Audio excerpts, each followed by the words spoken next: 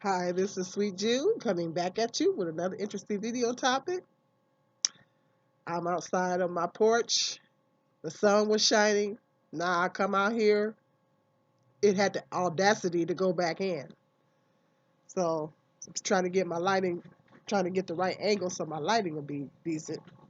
Yeah, it's kind of acting like it's want to go in a little bit. So go figure. But it's a beautiful day out here. It's nice and warm. I love it.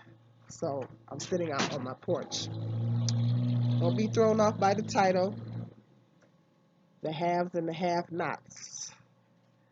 I want to talk about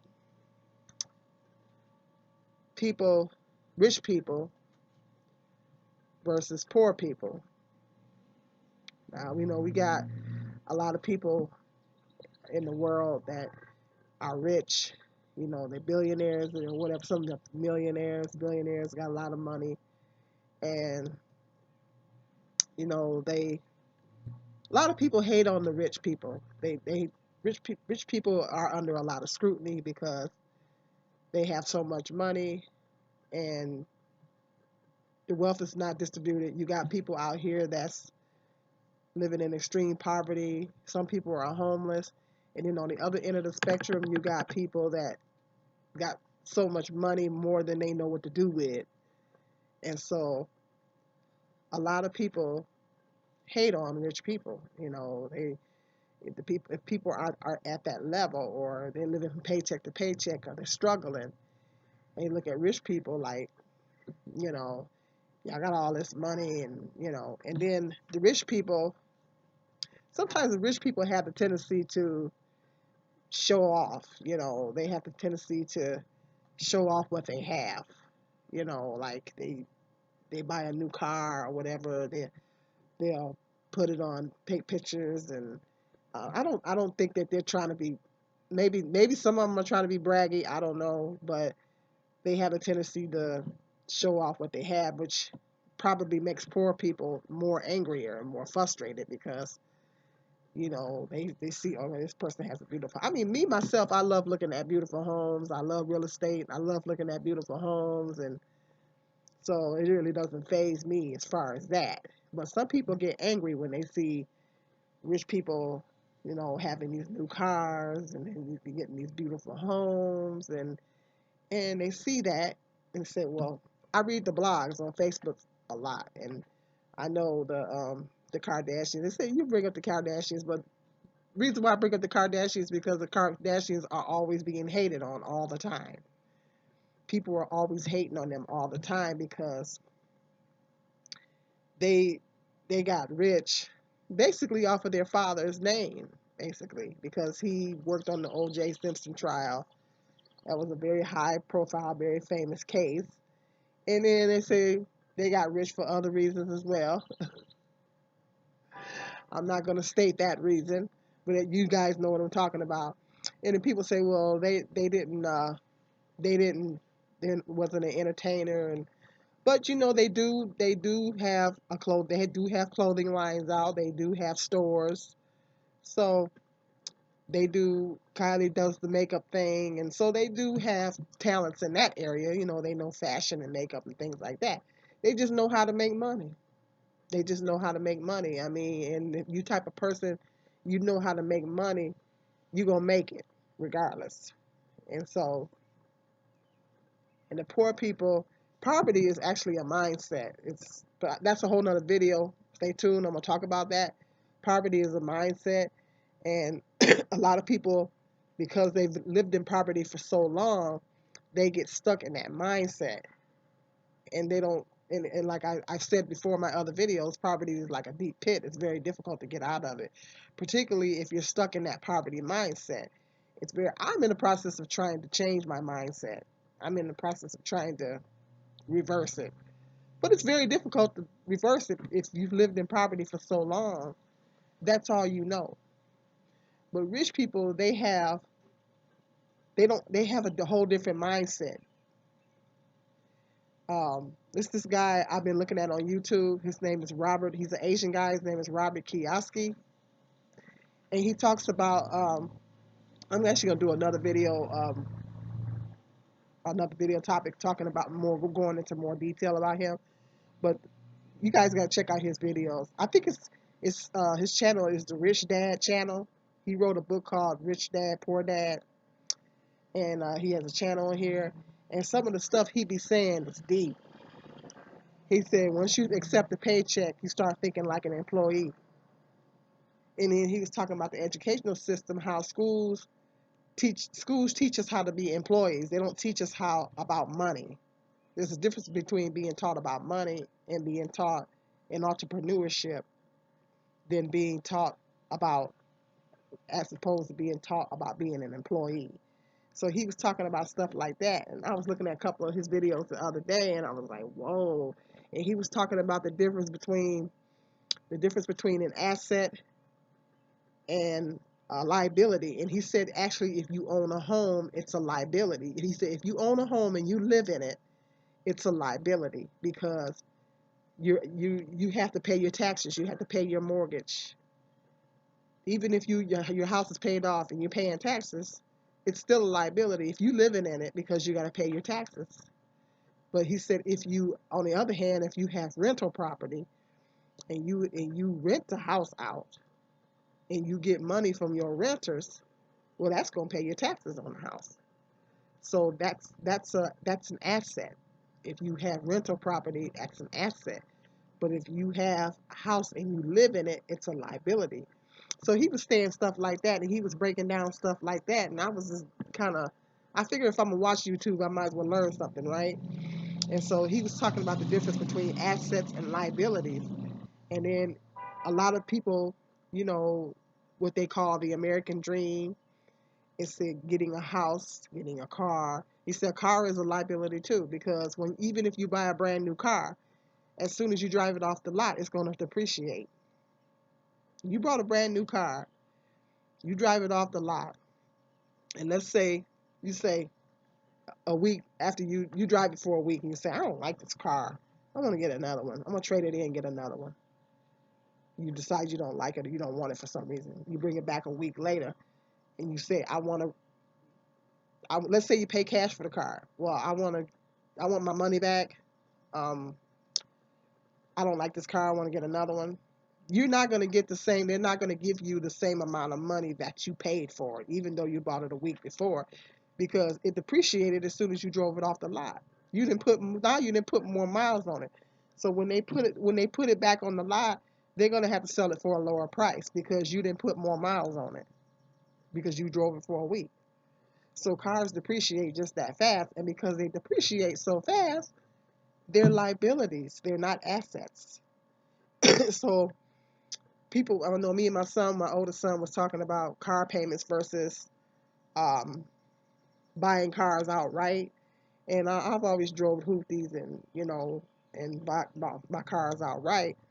And then, on down the road, particularly if they have a lot of miles on them, on down the road, eventually a transmission goes out or the engine goes out. And then my thing that I'm frustrated about is I get a vehicle, and I drive it for a while. And then, eventually the transmission goes out because it's a used video. I keep saying vehicle. It's a used vehicle. And particularly if it has a lot of miles on it. Eventually the transmission will go out or the engine will go out.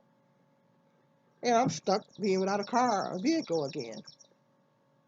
And now I got to go through the process of saving my money or whatever to try to get a new vehicle.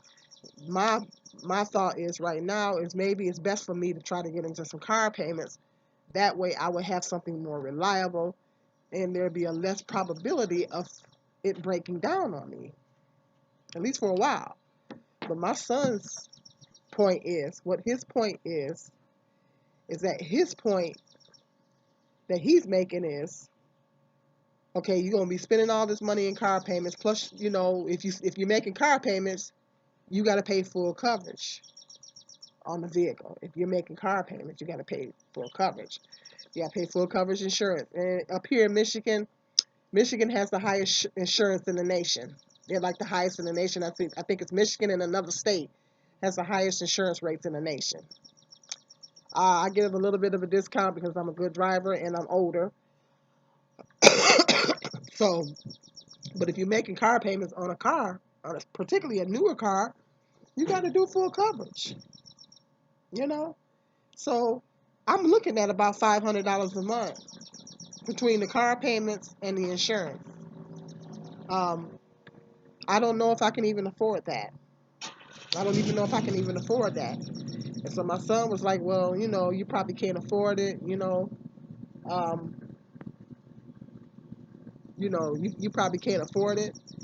So he said he's saying that it's more of a liability. It would be more of a liability for me to go into car payments. But my thought is, at least I'll have something more reliable.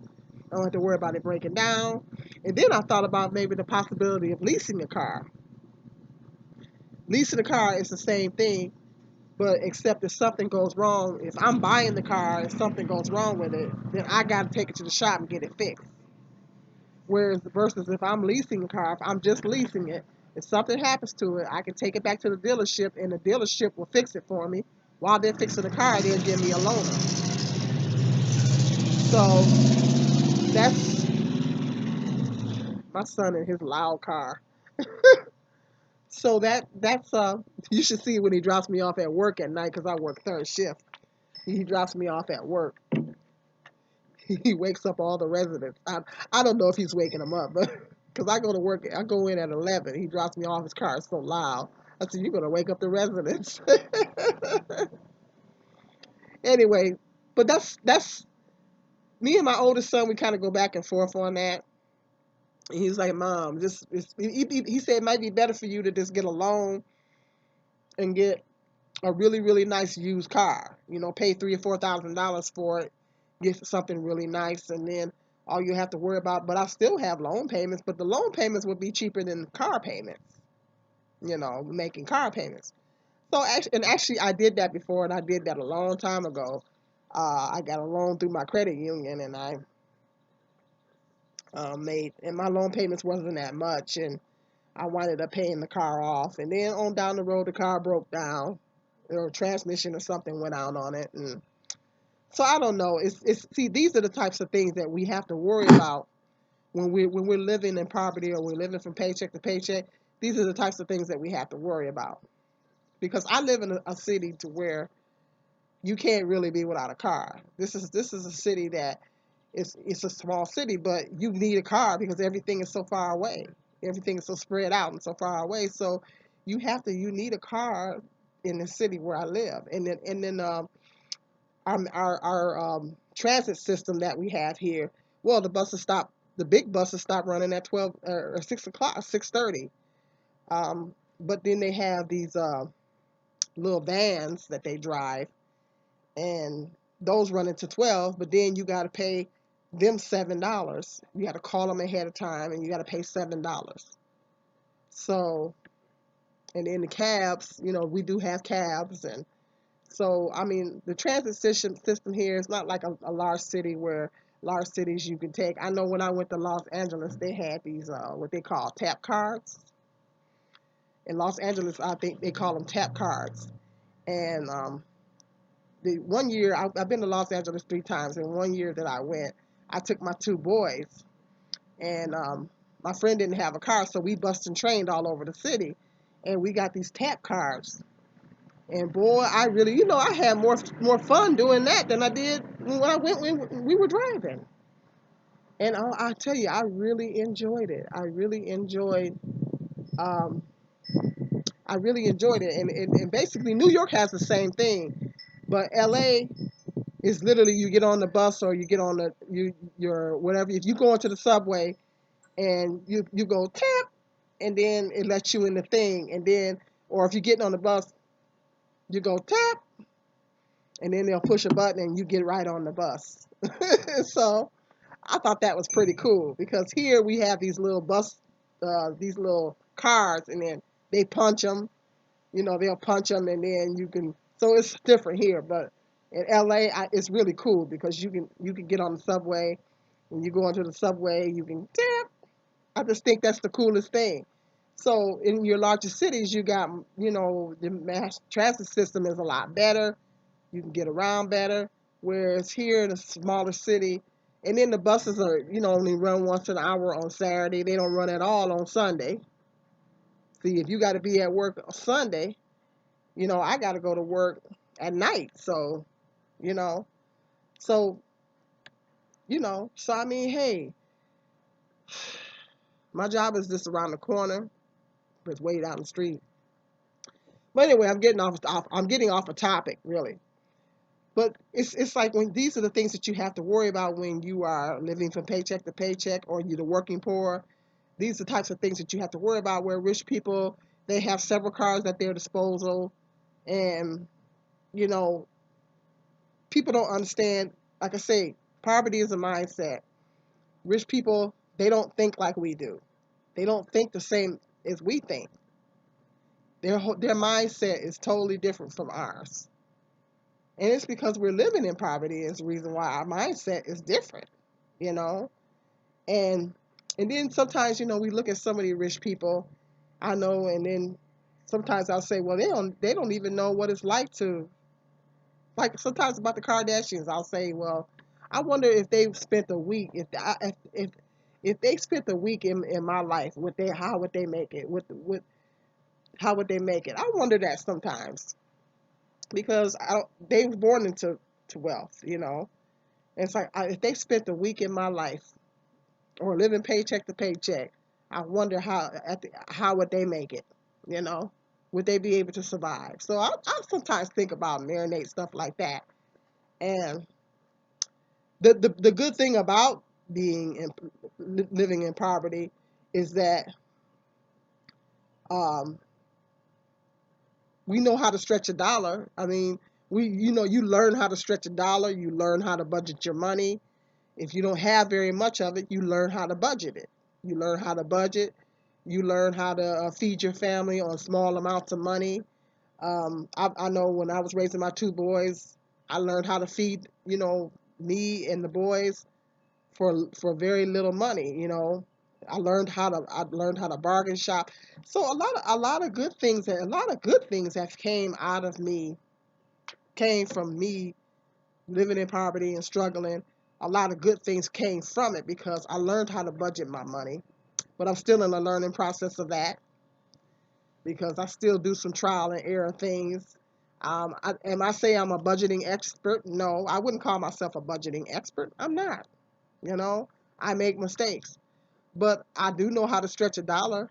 I do know how to plan a meal on a budget, and I even know how to do healthy shopping and buy healthy foods on a budget.